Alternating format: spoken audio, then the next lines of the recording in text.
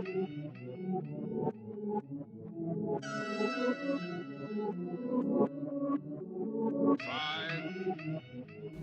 that was fucking gross. I'm sorry, guys.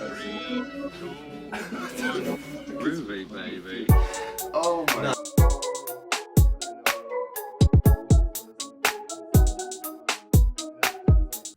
Huh? We're over here tapping in with KWJT, Puget Sound from space. I'm over here with Corey. You're tapping in with Tavares and sliding with Solana. You doing ad-libs today? You already know what the fuck's going on. Whole lot of groovy shit. Hey, everyone at home, I just love to start off the podcast with giving you guys love. So here we are back again, episode 47. Thank you so much for continuing to show us love and support. We thank you guys tremendously. And we're going to keep going fucking crazy for you guys. Also, before we start things, I would like to thank Tranquil Forest and Benito. Thank you guys so much. We truly appreciate you guys every time. So you already know. Yes, please. Give it a bit. You said baby. Just a little baby one for the big homies. We appreciate you guys every time. Episode 47. Corey's undefeated right now. Oh, what? 47-0. Oh, fresh tee. Oh, yeah. I've never worn the same t-shirt. Oh, for real? Never worn the same t-shirt on the podcast. Oh, that's fire. Yeah. You won't catch me in this chair with the same. Not an episode. Before it was this set, the last set, I've worn different t-shirts. Okay. Or hoodies or something. They're never the same t-shirt. And then without a further ado, I would like to introduce you guys this week's guest, Steegey in the motherfucking building. Welcome. Welcome. Thank you. We want to just thank you before we kick things off. We really appreciate you reaching out organically, genuinely, and tapping in with us. Before you get into the most professional email I've gotten ever for this podcast to do an episode, you guys could really learn something to just like the reaching out game. That it was like really like you can tell that your team really thought about it. It was like, all right, this would be a great rollout point and really get some steam rolling. So I really appreciate that. Shout out to Blake, man. Yeah, no, Come shout out to Blake. We fuck with you. Let's start things off, man. We were just talking about how your commute from West Seattle. Right. I wanted to open up the floor and let you know that you're actually one of our first, if not second. Basically. We'll give him that. Yeah, Kier, second West Seattle guest in the building. So thank you for blessing the seat and bringing the communities together.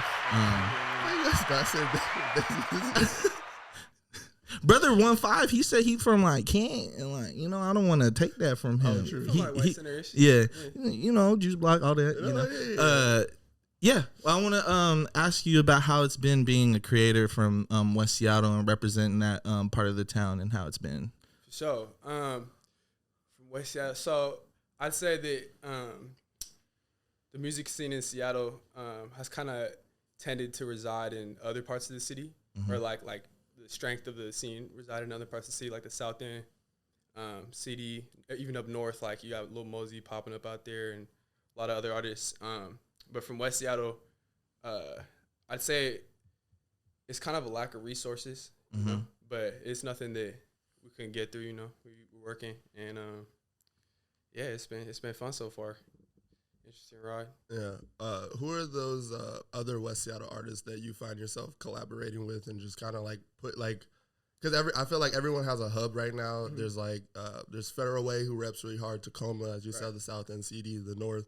Who are those other people that you guys like kind of band together and put that stamp on the West? Right. From West Seattle, my brother Jay Boogin, that's my producer, and he's actually he's got a lot of accolades for a Seattle producer. And he's not like really a social media person like that. He don't be putting shit on there, which he should.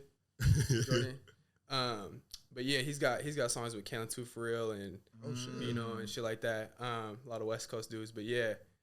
Me and him, that's who I started making music with when in high school, on some funny shit. And then it got a little more serious. And he's kind of the only person from West Seattle I think that I've really collaborated with heavily. Yeah.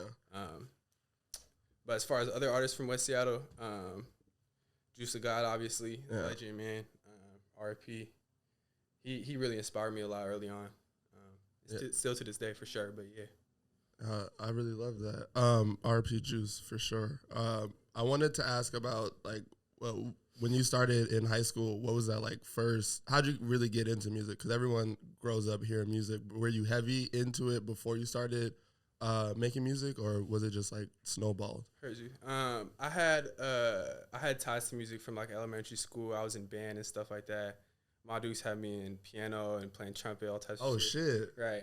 I wasn't that good at that stuff, like instruments. And then middle school, I was still a band kid, and then high school is when I like shifted my focus fully to basketball, and that was my first love and first dream. And then my senior year of high school, when it got kind of clear that college offers were kind of off the table, and I wasn't like in love with the game like I used to, so I actually didn't play my senior year, and that's when I shifted my focus to music. But actually, I skipped a step. So, so after I quit basketball, I was like looking for something to put my focus to. Yeah. I had no more practice, no more games, none of that. So, music was always in the back of my head. I used to fuck around with it earlier on in high school, and I was always writing shit since middle school. But then when I found out my bro J Boogie and Jordan had started making beats, I just had him start sending me shit, and we started making music as a joke, literally, like just trying to like make people laugh and shit, like make goofy songs. Yeah. And I had dropped a song on SoundCloud in high school, and then like the whole school had been fucking with it, so I was like, whoa, I was like, this is kind of active, right? And so then we just kept making different sounds and shit, and I ended up making like a slower record, like a R&B type, like really seeing if I could sing or whatever. Yeah. And that's when I really fell in love with music, like making music for sure. What's it like having a poppin' song in high school? Especially senior year, like going out at the like kind of at the end, but still it's like it's still lit. Right. I mean, it was good and bad because it was, like I said, like it was a joke type thing. So some people were like laughing at me, you know, and then others are actually think it's hard or whatever. But it wasn't hard. It was cool. It was cool. But yeah, it was all right. Oh, that's fire. Yeah. While we're on the topic of music, I wanted to ask about you developing your relationship with Katil and PMO. Right. I see that you do a lot of work with them, and it's nice to see artists in that same range just gravitate towards each other. So how has that been building like the relationships in the city? So when I had dropped my second song ever on SoundCloud in high school, Dempsey, if you guys know who that is, Dempsey Hope. Yeah. Oh, okay. Yeah. Dude, Pop star. Yeah, pop star. He's getting big now. Shout out to Dempsey. He had reached out to me, and he was like, bro, you're fire, blah, blah, like, let's do something. And then Katil eventually reached out too, and just sent, like, out of nowhere, I just get a text from a random number and sent an open verse. And this is in like 2018, and like I was, oh damn. And mind you, like Katil and Dempsey, I didn't know them. They're from the North End, and I used to slap their music before I started making music. So like they had reached out to me, and I was like, whoa, like this is hella cool, like this is hella cool. Yeah. And so I did the verse with them. That song's not out anymore, but yeah, I started working with them like 3 years ago, and then that's when I created that relationship with Katil.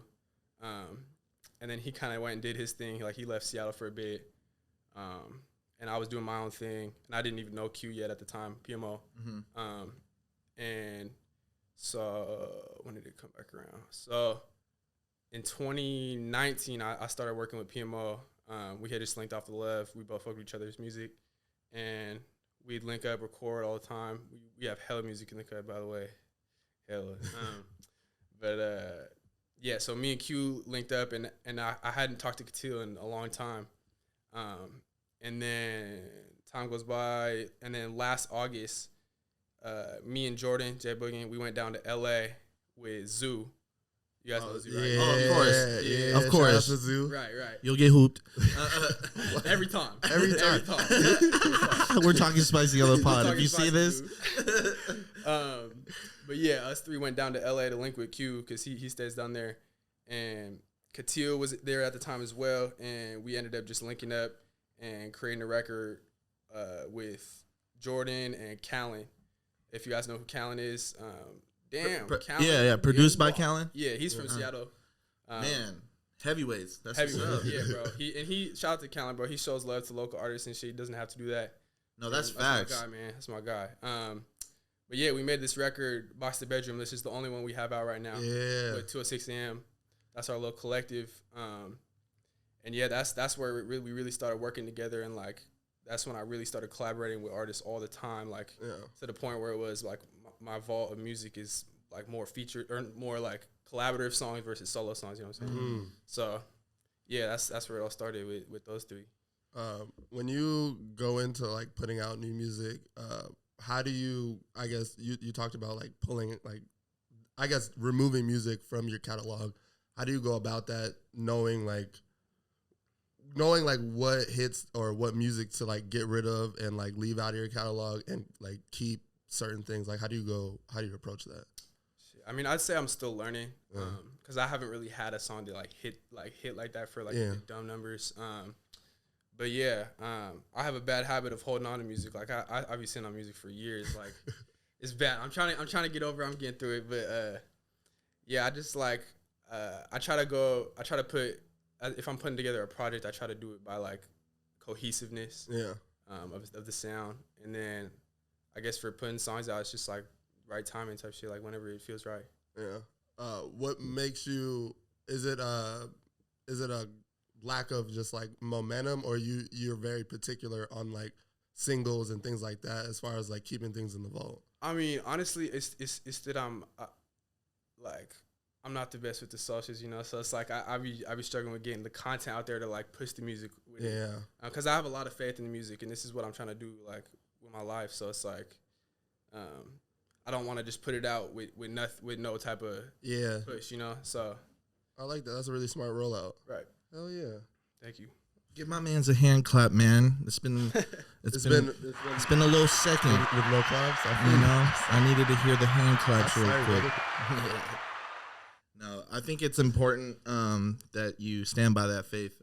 I don't like sounding too preachy on the podcast.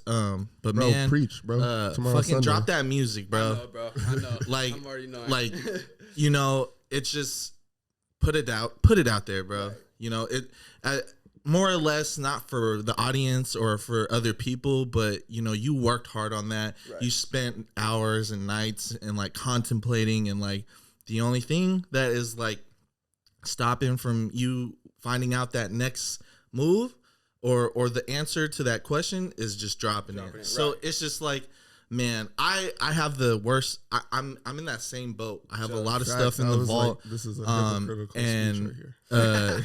well, I mean, now I'm under management, so now I gotta go through the like, channels. Even before that, Tavares would spend literally, he'd go back to back nights and spend like 8 hours in the studio both nights and be like, you know what?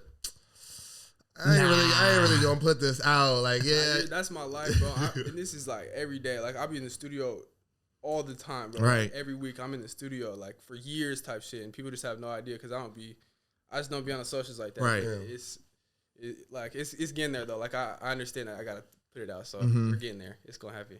How do you? I know this is a very cliche question, and it's probably the first time I asked this on the pod, but you have a very interesting and unique sound. How do you describe it? Because it's not really hip hop, but it's not so R&B. Right. It's like that magical middle right there. So right. How would you? I mean, you just I nailed it. Nailed it on the point. You know, I like to describe it as a fusion of hip hop and R&B, but leaning R&B because I always have a melody in my shit. Like, yeah, I still can't rap, but that's cool. That's not what I'm going for. Exactly. When you make really like I would say like love interest music. Mm-hmm. Is there? Let me know if I like overstep. You don't gotta answer this question. Is there a female that you're speaking of? Is there situations that you draw from, or is there like exact like life that you pull from your music? I think all the above. Like there's like certain songs I'll definitely be talking about a specific person or a specific situation. But one thing I think I'm good at is really in capturing emotion. Like even if that emotion in the moment that I'm singing about isn't necessarily that strong in the song, it'll sound like I'm hella sad about it, or hella happy. But you know, like the emotion sounds really strong when it comes through, but like in reality, it might have just been a small ass moment. But you know, that's really powerful. Make these records. Nah, yeah, because like that's like as an artist to just hone in on that and just like really display it on your music, you would think that you would go like. You would think that listening to the song, like, oh, my bro Steegey was going through it. Fuck that bitch. Like, So, you know, like, literally, like that's what they were thinking about shit. I'm like, yep. You got to ride, yeah, friends. Yeah, exactly. Watch out. Man. Fuck. Do you, as an artist, do you find yourself wanting to write for others? Because you collaborate a lot, and you have, I feel like you have an R&B song structure. Do you find yourself like wanting to write for other local R&B artists, or have you tried like writing a song for someone and presenting it to them just as? Never in that manner, like, because a lot of the times the way I make my music is I'm not necessarily writing. Like, I'll just sit with the beat in front of the microphone and I'll just go, you know, and punch in however far my mind can go with lines, and then, so I've never thought about writing for someone and like presenting them the song, but I definitely have in the past, like when I collaborate with someone and we're sitting there in the studio doing it, like giving them lines or giving them flows, you know. But that's about as far as I've gone with like giving people do you mostly do it for your music specifically so that it fits like kind of the song structure and things like that, or is it working on other people's projects? Just out of curiosity. It just depends on what's happening in the studio at the moment. Like if PMO is doing something, he never uses my shit. But I like it, whatever artist it may be. You know, if they're working on something and they're stuck, you know, and I got a melody that's right in my head, I'll be like, bro, just, you know, give him my idea, and if it helps him, helps him. But yeah, if they don't, it is what it is. Right. Absolutely, I love that. I'm gonna let you jump in. I'm gonna. Oh yeah, no worries. Let me switch it up real quick, man. Are you an Alki baby? An Alki? Alki baby? Like the elementary school? Oh no. The beach. Oh, like, I mean, yeah, I'd be down. Was you out there I wasn't religiously out there, or? Nah, I wasn't one of them. Okay, you wasn't one of them. But I'd be down there. I still can't get on Alki. No, Alki is beautiful. Let me clear the air real quick. Like I only asked because I did not expect that. Like. One, this brings up the question that I wanted to ask between like a West Seattle artist, a West Seattle artist and a South. I was like, yo, is he grabbing the shot? He would never. First of all, he wants to cut my shit. So, you heard it, Groovy Gang. Watch this man. But it brings up the question, like they're like not even trying to speak metaphorically, but there's a huge bridge between our communities. I don't have too many instances where I understand the like West Seattle story. You know, I don't have too many friends who are from the West who could like vividly tell me like what was it like growing up there? What was the experience like? Like what do you hold dear to you? So that's why I brought up like, are you an Alki baby? Okay, because like just finding like something like what is dear to you from West Seattle. So I don't know, just paint a picture for me and like how like growing up in West Seattle formed you into the man you are today. Definitely. I'd say you still think about the shag? Nah, you gave me a lighter that did not work. Let me say, I'd say that as I got older, I realized what that thing that I hold dear to my heart is about West Seattle. Like it became clear to me what that was, and as I met more people in different parts of the city, and the city extended to South End, North End, wherever, I realized that West Seattle has a lot of like mutual love within the community, like where everybody's just kind of like cool with each other. It's all love. Like if you're from West Seattle, you're like, oh, like what, you know, like oh, you're from West, you know, like it's all cool. Real neutral over there is what I say. Like I feel like West Seattle is one of the most neutral parts of the city. Like, cause I got bros from the south of the city. You know, there's a lot of politics going on in certain locations, and I feel like West Seattle didn't like necessarily deal with that to that degree. You know, no, like for sure. it's real smooth over there, and it's real diverse over there too, which I was really thankful for growing up, because I got to see all walks of life, like all walks of life. You got the rich, right, white people. You got the Section 8, and like the way that it's structured out there, like there's $1 million crib, Section 8.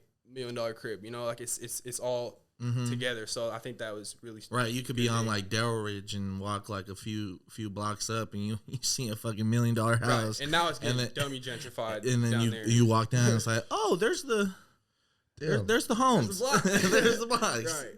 Right. No, I think it's important for people at home to hear this, because you don't have too many conversations between just like people within the community, passerbys, like sitting down and having this kind of conversation. I will be the one to say, like, things weren't always good between like South End, CD, West Seattle. So it's like, I think it's beautiful that, one, we're having this conversation, and two, that we can like tell the youth that, it's okay to like be from where we're from, be proud about it, but not let that get in the way of our lifestyle and our lives, because a lot of our people, youth especially, have like lost their lives. There's violence between the communities, and what is so poetic, if not, is the West Seattle Bridge breaking down. Like, you're going off. No. So in the way that it kind of with the dot connection right here, it took down a bridge between our communities, but yet we're still finding a way to connect with one another. Facts. So, I think we need to change the way. I think it's cool that you represent the West and like in the way you're doing it and how you portray yourself as an artist or even as a person. Thank you, bro. Yeah, I love West Seattle, man. I'm very thankful I grew up over there. that was really different. As I get older, I'm figuring out that I just love Seattle. You gotta hold it right there where the stem is. I fucked up. My bad. No worries. But yeah, like I'm finding out there's beautiful people in the corners where when I was growing up, I used to just be sad and mad. Like, I'm from the South and nobody understands me. Punk ass. I'm on the same block. This shit, I'm in an apartment with 14 other people. This shit is sick. Like, just having that, thinking that people won't be able to relate to that. Right. So I'm finding out that, we're all actually more common than we think. I'm a steer. Well said. I'm gonna give you another one of these. You do going crazy. I'm gonna steer it kind of back to music. I guess, how did you build your team as far as like?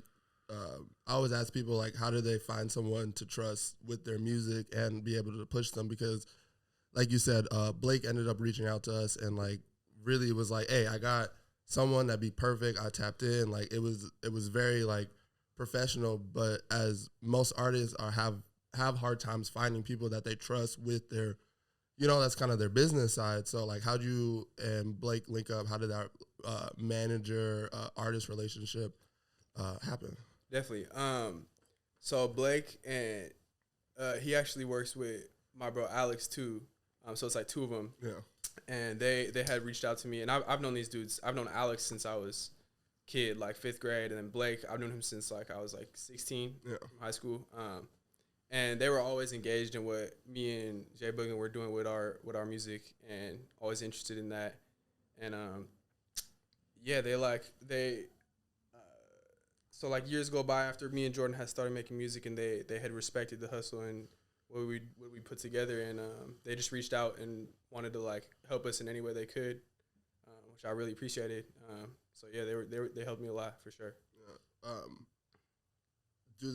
Are they more on like the rollout side? Because as an artist, you go to the studio as you see fit and like just your own personal work ethic, but like as far as like pushing you and marketing you, they're more handling that side of the. Yeah, kind of.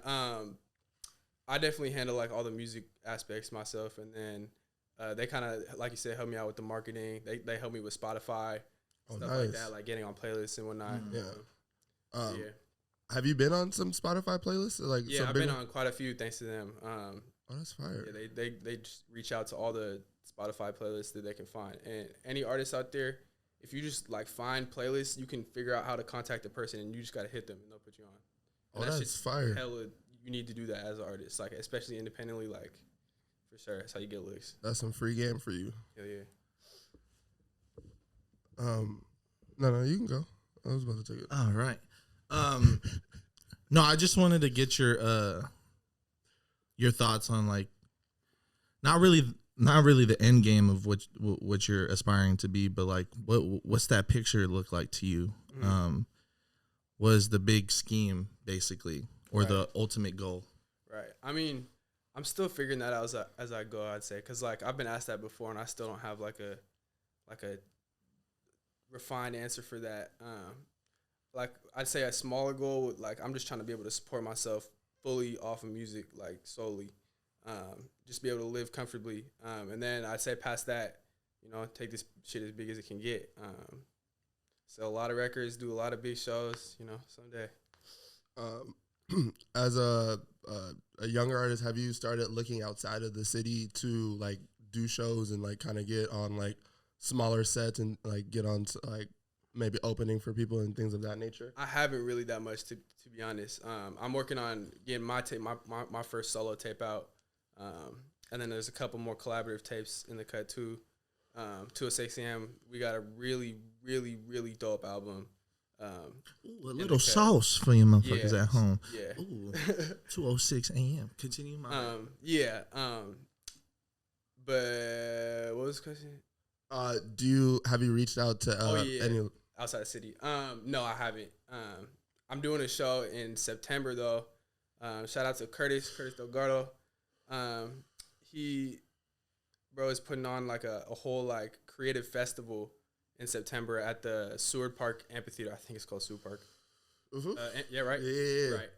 That's fire. Yeah, and he's going to have like all types of vendors. And it's really, the goal of it is to really like showcase like black culture and black businesses and all that. Oh, that's and fire. black art in Seattle. And so he invited me and my guys to come perform there, and it's going to be dope. He's really setting it up too, like early. It's going to be crazy. That was a perfect hand clap. I heard it. Because Okay. Curtis has been showing us love. I don't Come know on. if you two know, but Curtis has been at home watching the Groovy Tapes. I know Curtis. Come We went to Leap together. Come on. I've known Curtis since 8th grade. But this was a real quick moment of shouting you out, Curtis. We love you. Shout out to Curtis, bro. He's trying to do great things for the Yeah, city. that's amazing. He is doing great, but he like you He see him. is. It's not he's trying no, to. No, He is. Like, he's out here doing it. He's definitely like one of those people that I look to for like how to level up and how to grow. I don't know. Like I've just been like watching from the outside of just like the moves and how front stage he is with like the media space and just the event space and just everything he's doing. Right. As far as even with his clothing brand. Just like how he pushes himself and just to know like we were in Leap together and just see him grow like that is fucking amazing. Hell yeah. So shout out Curtis, bro. Shout out to Curtis, man. That's my guy. Would that be your first time performing live? Nah, I've done multiple like shows here and little shows here and there. I've never like headlined and done my own shit. But yeah, I've done like random little shows in the past. What's were they mostly in the West or have you just all over the city? I did one in the West, and then a couple weeks, or I guess it's a couple months now. You guys heard of the Fremont Fridays? Yeah. I performed there with Katil and PMO. We did Box the Bedroom like the day we dropped it. We performed there. Oh, fire. Yeah, that shit was fun. It was hella good. Yeah. Shout out to Fremont Fridays. Nah, that shit's fire. I think this summer has been like a fucking blast with events. Like everyone in the city, you guys are going crazy. Like Seattle's on its way, man. Like for real. Like I really feel like Seattle's about to be a hub. Like, I think we were having this conversation exactly with what you were saying. Like Seattle, the Pacific Northwest, like Seattle all the way to Tacoma, it's becoming a hub. Like it's a fucking stretch. You could like we like to say, you could throw like a bat in a crowd and find someone talented. Or right. that's what Corey be saying. What do you be saying? I never heard that analogy. Yeah, I love how you said a bat in the crowd. I said you could like if it rains, you'll find an artist. Like there's so many talented people. How did you get bat from a crowd? He was going crazy. He said something. No, it was something along the lines like you could be walking down the street and like you throw a rock and like it'll hit someone talented. He said something like that. I swear to God. No, I did. You're 100% correct. I did not go to the extreme of if you throw a bat in the crowd, you'll find an artist. Yeah, you'll find an artist, nigga. You're gonna be fighting that artist. I'm dead, bro. Oh Oh shit! But yeah, I feel like the city has the most talented people thus far. I know like everyone's like, oh, Atlanta this, Atlanta that, but like you can't go anywhere in Washington and say there's not a prominent scene. Like you may not be in that scene, you may not know the niggas who run that scene, but like every part of Washington has their little artist hub where people get it popping. So I think it's really dope that one, we get to showcase them and like celebrate them. Right. But I love that like Washington as a whole is like pushing themselves, and we're becoming more of an ecosystem where you can do a show here and kind of make a bag. Like you can do Tacoma, Olympia, go to fucking Spanaway, you can do these little small cities and you can probably pick up a couple bags if you do it right. And I feel like the more people show that you're able to move around your state and like profit, the more we will, the more Washington won't have such a like, oh, we're not popping, and like, well, we're not talented, because like everybody got a homie who's fire at something artistic, like fire. Like everybody got a graphic design homie, a rapper homie, a fucking clothing design. Like everyone has a clique in Washington where there's like 4 or 5 people that are just like, oh, they're all kind of filthy and they all kind of run their section. So like, I feel like the more we see it, the more it's celebrated. It'll become like, oh shit, yeah, like, oh yeah, there's a show out here. Oh, I can do this show. I can go around the town and like collect these little bags, because that'll make it what people don't see it is today. Solidify it more. Exactly. 100%. Hold on, let me hit this week. I was on a rant. No, you're fine. Dude, you gotta let me know who inspires you. It doesn't have to be just music, but just like living life or the lifestyle. Definitely. Go out. I'd say music-wise, there's a couple of different ways I could approach this one. So music-wise, like when I started making music, what was inspiring me at the time is definitely, actually, let me start like childhood inspiration. I'd say Kanye West for sure. When I was listening to Kanye and as a 14, 15-year-old, like he was like, he's kind of who I'd like to say like taught me to like be myself type, like really like he didn't give a fuck what nobody was doing, what nobody was saying. Like he's always gonna do him regardless, and he's gonna do it loud, and his music obviously is top tier. So he inspired me a lot. And then I guess my own style of music, that's just growing up on a lot of like trap soul-y, like hip hop infused R&B, which is kind of where I ended up making, like I'd say the Party Next Doors, the Drakes. And then as far as like just in the town, like Juice the God really inspired me a lot.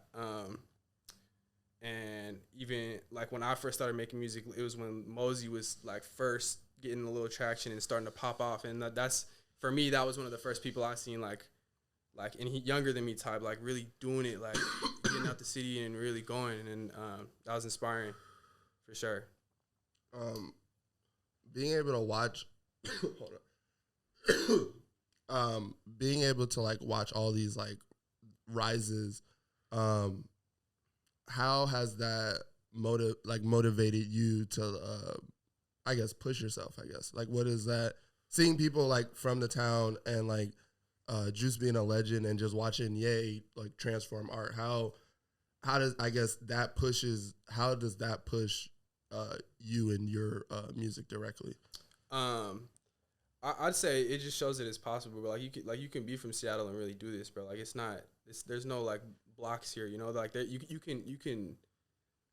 can come up with those in your head and stop yourself, or you can just go and realize this shit is really possible. Absolutely. So. I'm definitely giving that a hand clap.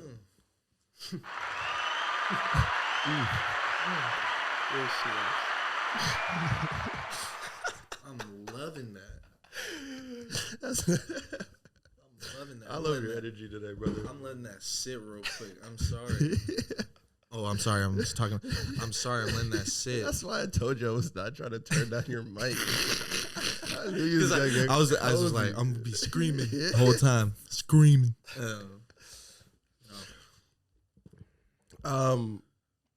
So you're dropping a project soon? Yeah, I have my own solo tape, my first one, because I have one tape out right now, but it's with my brother J Mac up north. Yeah. So this is my first like solo like project where I'm the one. That's goofy. But, yeah, and then I got a tape with PMO in the cut too. That one's hella fire. And this music on these tapes spans over a year or two. Ooh. So it's gonna be a lot of good music, and it's in the production got way better than what it used to be. How would you describe this your first solo project? Is it more telling the history of you, or is it just I would say more love influence? I would definitely say it kind of shows my transition from like high school being a little lover boy and kind of shifting to being out here single, living life, and yeah, it kind of just like the record. I didn't go into this project thinking it was gonna be this project. You know what I'm saying? Like it's just a bunch of songs. So it's not an album. It's like a mixtape. Okay. It's just a bunch of songs that I'm throwing on one thing. But yeah, it's got a lot of different themes on there. But I'd say the main two is just like,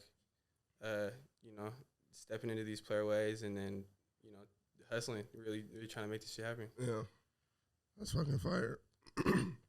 When I guess the you and PMO would be more of a collaboration of your two sounds. Definitely. That's fire. Yeah, and me and PMO linked up like early on when we both were like kind of first starting to get into the music shit, and we helped each other a lot for sure, like create our own sounds and like create this sound together. So shout out to PMO, man, that's my brother. But yeah, we got a dope sound, and like it's gonna take a second for people to get hip to it. I feel like because we got like a lazy flow on these West Coast beats. But when they do, like once you catch the flow, like people always want to say PMO's off beat and shit, but he's not. You just got to catch the flow right, and then once you get it, you're like, whoa, every time, right. So yeah, that shit's gonna be. I can't wait to put that shit out. I was gonna ask, are we getting it before the summer's over? That's my last question about the project. You don't gotta put a date on it or nothing. Yes, me and PMO shit is definitely coming. All right, definitely. All right, because summer's almost over. I know, bro. Niggas I know Washington got hella vibey music, and we got really a month and a half more vibes that where it's sunny outside. Right. So I need summer slaps. That's all I'm asking for. Right. So. All right, man. I need to know what's the go-to basketball move. Go-to basketball move? Go-to basketball move. Is it stop hezzy tween, or is it we're pushing paint? I'm gonna go filet. I'm gonna go hezzy to the rack. Huh? Just keep it simple. Just one move, go, leg, or punch. Either one. Or punch. Oh shit. Bro, I love it, bro. I love it. You be hooping? Man, it's been a long time, but I got love for hoop. Okay. We hoop together. We love to talk about it. It's been a minute. We appreciate the sport. Damn, he's nice with it. People like to play him, but I'll put that out there. He's nice. He got game. I'm cool for not being a hooper. Yeah. You're not a hooper? No, like I'm not like a real hooper. Okay. Nah, like real like if you played AAU and you like went to camps and like even if you went like you played really in high school competitively, you would probably give me buckets. But like if you if you just play on the court, I'll probably hoop you. Like I'm not. I know exactly. What you're talking about. Like I'm still 6'8". I can still dunk. Like I'm not. Grabbing every board. Yeah, I'm not sloppy. Exactly. I'm not sloppy with it. Like I may like. And if the jumper's not working, I'll just. He got the fundies. It's in the I got the fundies. He got the fundies, bro. I got I could get to the rack, but like if you if you could hoop and you got like a good I just might have to just all defense. It's just like you might just start giving me buckets. Who do you think is gonna go crazy in the pro-am right now? In the pro-am, the crossover, they're playing right now. Some crazy games too. Yeah, KBJ pulled up. I think DeJounte's here. Yeah, fucking boy, Miles played today too. The fucking teams are stacked. It's crazy, bro. KP is fucking, definitely gonna go stupid. I hope Isaiah they Thomas play is pool. pulling up. He's pulling up. Fucking, he invited LeBron. LeBron was all Yeah, like, I seen that. was like, I want to tap in with the pro-am. It's looking like the pro-am right now. And I'm like, and everybody's all like, come to Seattle, bro. We'll have that bitch jumping. It will have the bitch jumping, but to see LeBron in the city would. You would go crazy. It would go crazy, but it would be more of what people like. For people who live here, that would mean a lot more. You know, like it would solidify things in our head to like just the culture out here and how we've seen how the athletic bubble is in our communities, it's really bro. valid. Exactly. Like, LeBron's here, right? Yes. It's crazy. So I feel like it'll check a lot of boxes as far as things. I'll ask this question for the both of you. Ask away, sir. Do you think the way Washington views, or I'll speak it, it don't even have to be Washington, just loosely, out here in our experience, the favoritism over athleticism overshadows a lot of what the arts has been doing over the years? Do you think that factors in? I don't think so. Because I feel like all the hoopers and athletes out here be showing love. Like those are the right. They're, like, they're out of the like public figure type people in Seattle. I feel like the athletes are the ones that show the most love to the music scene. I don't know if that's a fact, but that's how I feel. No, I totally know what you mean because in the way I see it, it's more of what their media is doing, like or and not doing.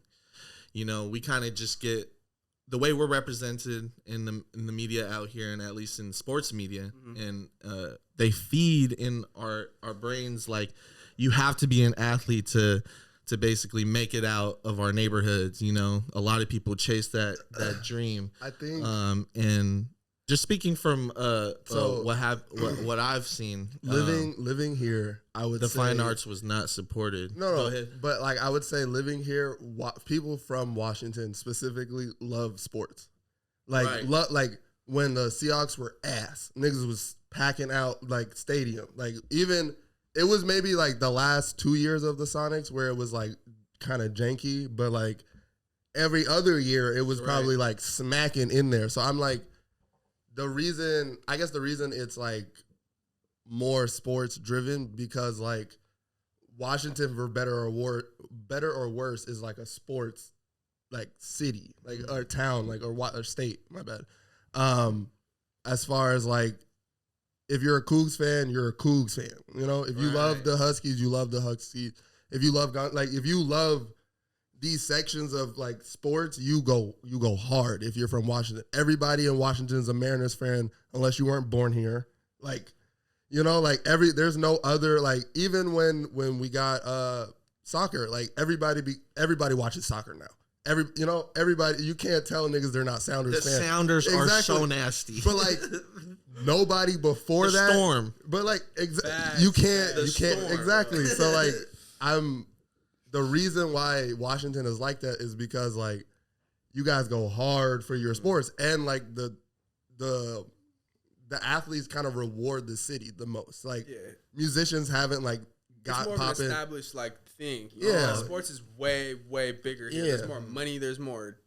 And niggas like people. The athletes kind of show love. Like the athletes come back to the city and like start programs, like start schools, like give their money back. And like I'm not saying all musicians haven't, but most musicians from here have very selective ways once they're popping to like give back. Like, and there's just way more athletes that have, like there's way more of a pool of athletes that could get back here versus like, you only got a couple music of music that could do it. And then like, like even like I would even take I would say like the popping bands that have been popping here. There's no like drives in like the north from like certain popping like Pearl Jam don't come back and do like giveaways, like places like things that we've made popping. The musicians tend to be like, all right, this was fire. This was very like informative on my life. I'm kind of out of here. You don't see, live in LA. You don't see Chris Pratt doing like shit in Spanaway. You don't see Spanaway give like there's niggas that fuck no, like there's like there's just certain people who have hit that stature that Anna Faris, bitch ass. No, Anna Faris, the funny ass white girl. She's in like all the movies, bro. Oh no, I do. Why did Anna Faris catch the stray? Like really sitting in the mic, really bro, let he it was know. like, Chrissy Teigen. Yeah. Hold on, Chrissy Teigen. She's from Seattle. She's from Washington. Okay. but like I just even though Wow. like that's fire. Like where's the John Legend concert? Like Where are you motherfuckers at? no, but like I just say all that because like the athletes have been really like the ones to like find a way to give back, find a way to take the money and give back to the city that put into them. Like there's no reason, that's why it's kind of like that to answer your question. No, you guys answered my question eloquently. Oh, That yeah. was- Washington definitely produces like top 5. That's like a top 5 hooper producer. Washington. Yeah. For sure. in nation, a lot of in the people country. people like to not say it, but they begin hooped by our boys and gals from fucking facts. from No fucking cap. Washington. No, you no guys facts. get hooped. It's okay, Every level too, high school, college, league, all that. bro. Yes. It's like you guys come to Washington to Phoenix. get hooped and then be leaving sad. That's what be happening. That's what I you seen it. that's what I you be seen it. I seen it happen. Tacoma Dome is deadly. You get a 50 bucket on your noggin, and you'll go home with negative Sad. 1 point. Sad. Because The you Tacoma Dome made stars, like real life. Damn, that was such a good sports conversation. What do you, as far as like, what do we have to look forward to? Like, are you planning any like pop-ups? Are you doing any like small things for these projects that are about to drop? Like as like, if the city were to be like, all right, CG's about to drop this day, how can they find a way to support? So, shit, I don't got no days for nothing, but I will say this 206 AM shit is really special, man. Like, we got, like, the records that are on there. And let me explain, like, 206 AM, it's not like a little clicky group, It's just, like, it's just all of us organically had got together and started making music together. And I'm talking PMO, Katil, and me. Boxing Bedrooms, that's where it started. And then we all just fell in love with that record and really wanted to lock in. And so Callan and Katil came back to Seattle for a minute, and we're just grinding out records like day in, day out. And a lot of other artists got involved. We got Zayside, he's dope up north. That's fire. 2000 Baby going dumb right now. 2000 Baby's going crazy. One of my favorite artists from the city, if not my That favorite. Nate Robb song is kind of fire. Hell yeah. Tavares probably hasn't listened to it because the emotions attached to the situation, but the song is shit. fire. Let me No. not- It's nothing bad. When Nate Robb got knocked out, it fucked up his whole night. I thought- No. okay. It's really love. Like yeah. 2000 Baby go crazy. So, Yeah. No. It was when. I almost cried. Yeah, the night it happened, he I got almost like fucking cried. we We were were- playing Uno. he like stopped playing Uno and And I just stopped playing Uno. man, shout out to Nate Robb, bro. No, you're a love. legend, bro. You're a legend. Facts. He's been a legend in the Facts. streets. Yeah, but That yeah. was the money dive. that was the money dive. He was like, I've been here enough. Big brother got the check.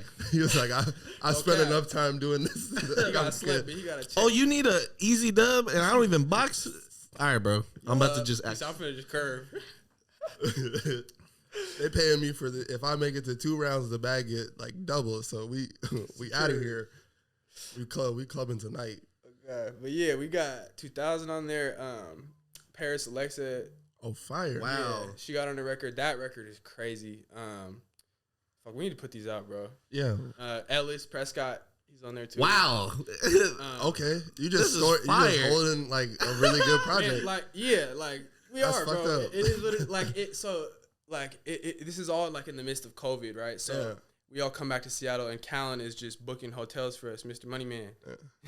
He's just booking hotels, and we're just doing these hotel sessions, like just recording in these hotel rooms, really, Yeah. like, and it ended up just being like a really crazy project, and it's like, yeah, man, I've never, like, it still blows my mind that it exists, like, but yeah, bro, that shit's gonna be special. It's definitely something to look forward to, and it's like, it's a good thing for the city, I think, to have like a collective project like that, and like I said, it's not no cliquey thing. It's just like we just needed a name to put, because we couldn't drop these songs as like a Steegey song or a PMO song. There's just too many artists, or it was just too much collaborative effort to have one person to shine. So we just wanted to put a collective name on it, but it wasn't like a strict amount of members. You know, it's like it flows in and out. It's just organic. Whatever's created. A bunch of you guys got together. You just needed to drop. You just need to drop it. So whatever the easiest name for this like various artists. Right. Literally. Sort of project. Yeah, that's fire. Yeah, bro. That's I'm very excited. Yeah, I definitely need that before the summer. Yeah, man. Need that right now. Just for future artists coming. This should be pressure to all my guys to drop this shit. Yeah. All like, that sounds incredible. For sure. Damn. Yeah, artists are stingy. That's what I'm learning on the pod. Steegey got. He said he got three. He got three. He's on 3 prominent fire projects and just holding them. I feel it. This will be a good rollout. This will be a good rollout. Right. You know. So I want to talk about how you developed that relationship with Zuhair and Zoo go crazy. And how important it is to get to be an artist and connect with someone who really conveys your vision well in a visual. So definitely. I mean, Zoo had been showing love to my music when I first started a while back because we just had a lot of mutual friends. And he's from way up north, so I never met dude and never knew him or nothing like that. And then I just reached out because when he started doing videos for Zay, who was the first person I actually ever made a song with, like first ever collab. That's a fun fact, but yeah, I just got connected through Zay, I guess, basically. And then we just started making videos, and those videos are old, man. Those are J Mac. Yeah. They're funny, bro. I love looking back at those because I'm like, what the fuck are we doing? Bro? It's like by the peers, just like, bro, tripping was that shit was filthy. Thank you, bro. I appreciate that. Nah, I used to work on that hoe, so I was like, oh, nice. Oh, for real? Yeah, okay. on the pier, yeah. clowning. Hell I was yeah. like, bro, this shit is dope. Yeah, and then you pulled up with little bro Ben up in Ben's spot. Oh, you know Ben? Yeah. Oh, of course we know Ben. Shout out Ben. Ben, this is a Ben. Love you. He got the shag now too. Yeah. He's going crazy. His is dumb too. Like, crazy. That's my guy, bro. He's a little hustler. Yeah, I really fuck with Ben. Ben's hella cool. And he's really tapped into like just whatever the fuck is going on in Seattle. Yes. Like, clothes, everything, bro. Yes. Because I be so tunnel vision on the music. Bro has this like huge perspective. He got the vision was he's clear for him. Hella, like he loves it. I remember when I met him at Rockstar. Ben's hella cool. Ben has. How'd you guys meet him? He was a Gaffer. Yeah. Well, he was a was grip. He was a grip on the set of Rockstar when we Okay. shot South South. So he came That's out. right. And helped He helps. What's his name? Harry and them. Yeah. So I've worked on like a few sets with Ben, and Ben is always hella helpful with everything. And then his expansion of just like creativeness is kind of like crazy. Fire. So me and like we just actually, he was just on the set of Tavares' last music video. Me and him talk over shoot. Like Ben's hella cool and like really tapped in. So I've been fucking with Ben ever since because one, he's really genuine with his energy. It's not like Ben don't try to fake the funk. He's not he's not trying to talk to you about shit he don't know about. So like I really appreciate that, especially from here. So like I really like anything Ben does. I'm here to support. Shout out Ben. Right. And if you need a good little fad lineup, Come on, go to the West. Go see Ben. Go see Ben. Go see Ben. He got a see Ben. dope little space in his garage. It's fire. No, I saw he was just painting it. I gotta go check it out. Yeah, his bro's going dumb in there with the like ceiling walls, everything. It's fire. Yeah. Hell yeah. Come on. So Fun fact: the dude who's painting his garage made the locally grown shirt. Oh, fire! Ben's first shirt. So fire! we're little gems and they're going dimes, crazy. real quick. I need to get one of those, bro. I didn't cop one. I had to get one. Oh, they sold out. Oh, for You real? gotta make them restock. Hey, Ben, restock. Restock, man, dude.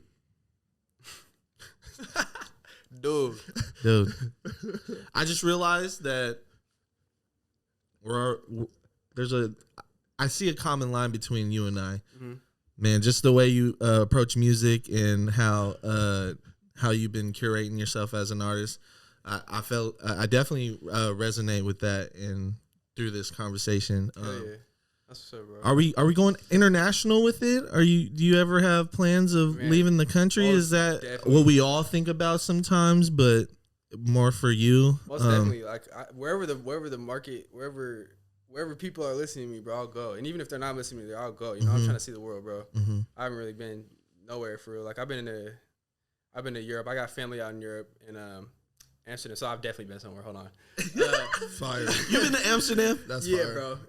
Please do tell real quick. Man, it was. How was great. that? I was with my my family, my sister, my mom and dad, and my auntie, and we went to go see my grandpa's his family. So the Asian side of my family. I'm half Indonesian, half white, and so my family that was in Indonesia immigrated up to the Netherlands way back in the day when the Dutch invaded Indonesia, and a lot of real history and shit there. But yeah, they all stay in near Amsterdam, and that was the first time I ever met them. This is 2018, so I was 18 years old meeting them for the first time, and it was just dope, bro. Like to see like a whole side of my family I'd never met, and they were so loving and welcoming and made fucking fire ass food, bro. Oh my God, those places were different. I be dreaming about them, literally, bro. Like I'll wake up like, bro, did I just see that plate? Like I can. Oh my God, that's some hot shit. That's that type of play where you could taste it right now. God. But yeah, bro. Yeah, that shit was dope. Like I didn't necessarily experience Amsterdam like from like if I had gone out there on my own and went, I would have definitely done it different. But like I was there for my family for sure. So that was my main focus, and it was amazing. Sometimes that's like kind of the best way to get tapped into a space, because they'll show you little spots that you're like, oh yeah, the real city. So then next time when you do go back with the homies, and you'll be like, I got a couple spots. We can do this shit, but we can also do this shit because I got a little spot because my family runs it. For sure. That's fucking amazing. Weed is dumb expensive out there. They be trying to. That's about the Americans. The first market or some shit.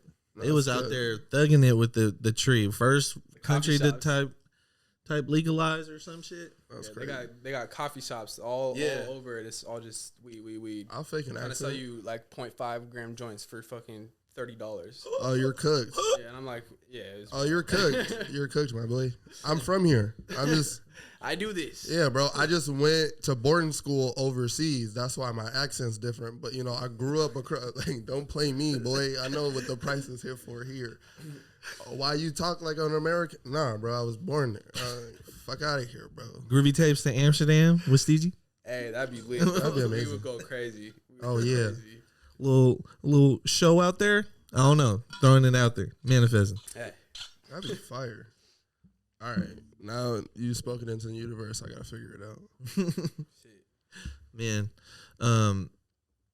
Before I take us out, do you have anything you want to leave the community off with, or the audience at home?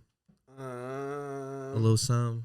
Show love to the city, man. Like Seattle, like if you're from Seattle, like pay attention to what's going on out here because it's really dope. Like Seattle is dope. You don't gotta go nowhere, go to no other cities to find what you're looking for. It's right here in the city. Like that's a fact. Yeah, that's even before you play this out.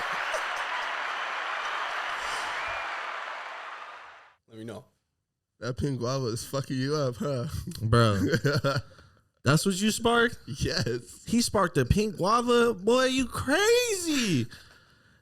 That shit was over here. Mink, mooka. You've been grooving with the South. This is KWJT. We got Steegey, Corey, Solana.